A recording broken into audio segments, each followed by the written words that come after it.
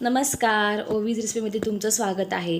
तर पहा, मागच्या मी तुम्हाला रेसिपीमध्ये दाखवलेलं होतं की लोण्याचा अगदी घट्ट असा गोळा 2 मिनिटातच कसा तयार करायचा. तर बघा, आज मी तुम्हाला दाखवणार आहे की पिठलं तेही अगदी असं गरगटून फेटून कसं बनवायचं. चला आता आपण रेसिपीला सुरुवात करूया. तर इथे बघा, आता मी तेल ठेवून घेतलेलं आहे. इथे मी 3 ते 4 चमचे तेल टाकून घेतलेलं आहे. आता इथे बघा, मी मोहरीची फोडणी दिलेली आहे. थोडे जिरे टाकून घेणार आहे आणि जिरे चांगले तडतडले की आपण ह्याच्यामध्ये कांदा टाकून घेणार आहोत. तर इथे बघा, मी हा एक मीडियम साईजचा कांदा होता जो एकदम बारीक चिरून घेतलेला होता, तो घालून घेत आहे. तर कांदा घालून आपल्याला कांदा छान असा लालसर रंगाचा होईपर्यंत बघा परतवून घ्यायचं आहे.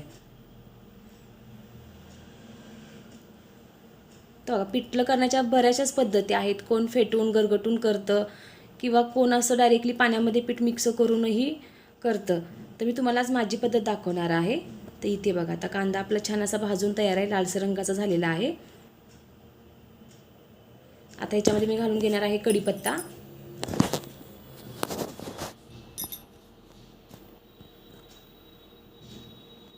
आणि लसणाच्या पाकळ्या वापरणार आहोत. बघा, इथे आपण इथे 4 ते 5 लसणाच्या पाकळ्या मी वापरल्या होत्या, छान अशा ठेचून घेतलेल्या आहेत मी खलबत्त्यात.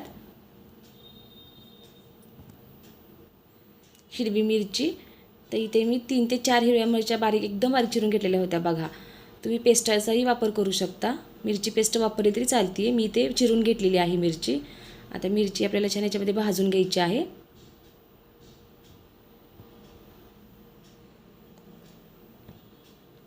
तर इथे बघा, आता मिरची आपली चांगली अशी भाजून झालेली आहे. आता मी घालून घेणार आहे हे लसूण खोबरं. तर बघा, ह्याच्यामध्ये मी लसूण खोबऱ्याचा वापर केलेला आहे. ह्याच्यामध्ये आपल्याला कोथिंबीरही ॲड करायची आहे. तर इथे बघा, माझ्याकडे कोथिंबीर नव्हती म्हणून मी नाही ॲड केली. आता आपल्याला लसूण खोबरंही चांगलं असं भाजून घ्यायचं आहे. जर बघा, तुम्ही पिठल्याची रेसिपी करत आहात तर तुम्हाला लसूण खोबरंही अवश्य वापरायचंच आहे. थोडीशी हळद घालून घेणार आहे बघा, पाव चमचा.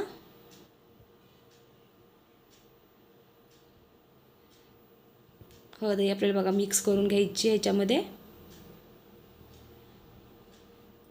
तर बघा, जेव्हा तुमच्याकडे कालवणाला काही ऑप्शन नसेल तेव्हा तुम्ही अगदी झटपट बनवू शकता बघा, आणि खूप छान लागतं. चला, आता ह्याच्यामध्ये मी पाणी घालून घेत आहे बघा. तर इथे बघा, मी ग्लासच्या साह्याने पाणी घालून घेतलं आहे. आता जेवढं आपल्याला पातळ हवं आहे तेवढं आपल्याला करून घ्यायचं आहे, तेवढं आपल्याला पाण्याचा वापर करायचा आहे. तर इथे बघा, हे मी 2 ते 3 माणसांसाठी करत होते, त्यासाठी मी आता हे 1.5 ग्लास पाणी वापरलेलं आहे.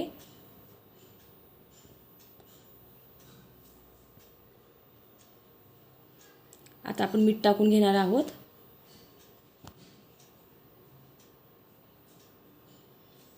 मीठ आपल्याला अंदाजानेच टाकायचं आहे, जसं तुम्हाला लागतं तसं. आता इथे बघा, गॅस फुल करून मी याची उकळी काढून घेणार आहे छान अशा. आता आपल्याला ह्या जे आपण हे तयार केलेलं होतं ना पाणी, त्याच्यात आपण उकळी काढून घेणार आहोत.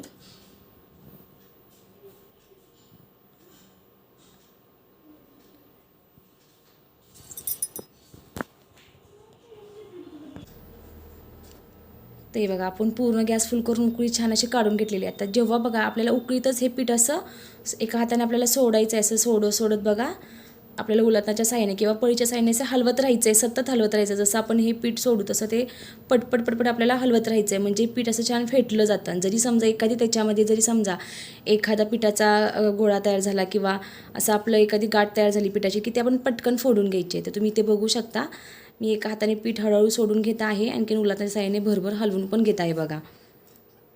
ते बघा, हे कोणाकोणाला खूप अवघड वाटते ही प्रोसेस, पण असं पिठलं तुम्ही करून बघा, खूप छान असं चवीला लागतं. ते इथे बघा, जेवढं आपल्याला हवं आहे पीठ तेवढं आपण टाकून घ्यायचं आहे याच्यामध्ये. तर बघा, अशा पद्धतीने आपल्याला एका हाताने हे पीठ असं एकदम भुरभुरत राहायचं, सोडत राहायचं आहे, आणि एका हाताने आपल्याला उलटण्याच्या साह्याने किंवा आपल्याकडे पळी असेल तर पळीच्या, हे बघा अशा पद्धतीने जे आपले अशा गाठी तयार झालीत ना बघा पिठाच्या, त्याचं आपल्याला हे करून घ्यायचे आहेत.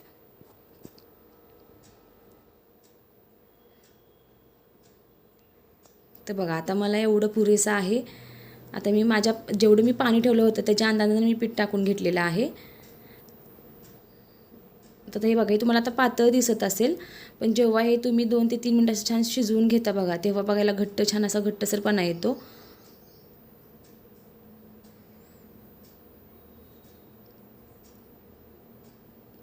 मला जास्त घट्टही नाही बघा करायचं हे पिठलं. अगदी मला भाकरी भातासोबत खाता यावं अशा पद्धतीने मी करणार आहे.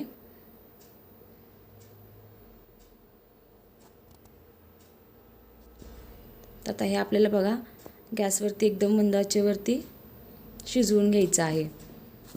आपल्याला ह्याच्यावरती झाकण वगैरे ठेवायची गरज नाही आहे, आपण असंच हे शिजवून द्यायचं आहे. चला आता आपण चेक करूयात आपलं पिठलं तयार आहे की नाही. तर तुम्ही बघू शकता त्याला असं छान असा घट्टपणा आलेला आहे बघा.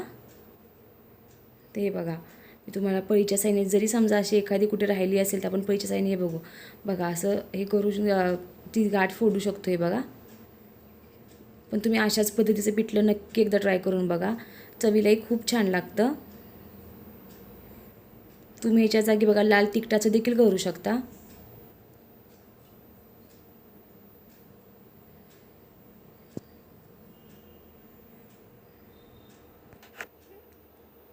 तर इथे बघा आपलं पिठलं छान असं शिजून तयार झालेलं आहे.